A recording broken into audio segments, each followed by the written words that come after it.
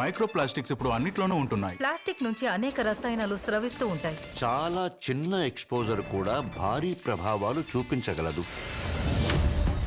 ఇప్పుడు ప్రపంచవ్యాప్తంగా సంతానోత్పత్తి సామర్థ్యం వేగంగా తగ్గుతోంది. ప్లాస్టిక్ లో ఉండే కెమికల్స్ తో దీనికి బలమైన సంబంధం ఉంది. మేము గత 10 ఏళ్లుగా సంతానం కోసం ప్రయత్నిస్తున్నాం. 22 నెలలుగా. 2.5 సంవత్సరాలు. నిన్ను నువ్వేమని పిలుచుకుంటావో చెప్పు. జూలీ, నేను మనిషి రూపంలో ఉన్న డిల్లోని కాదంటాను.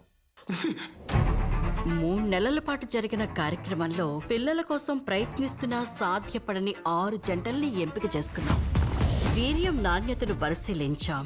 సారవంతమైన వాటికి కట్ ఆఫ్ దాదాపు 40. మీరు సాంకేతికంగా తక్కువ సారవంతమైన వారు వంధ్యత్వం కలిగి ఉంటారు. అవును.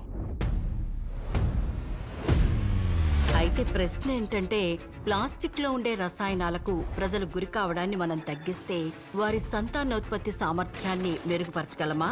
ఈ రసాయనాలు కేవలం సంతాన సామర్థ్యంపైనే కాదు, ఆరోగ్యం పైన కూడా ప్రభావం చూపుతాయి.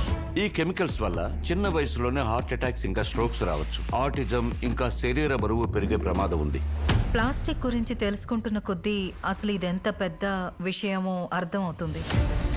ప్రభుత్వం మనల్ని జాగ్రత్తగా చూసుకుంటుందని చాలా మంది అనుకుంటారు, కానీ వాస్తవానికి చాలా తక్కువ రసాయనాలు నిషేధించబడ్డాయి. సంరక్షణ ఉత్పత్తుల్లో EUలో 1100కు పైగా నిషేధించారు.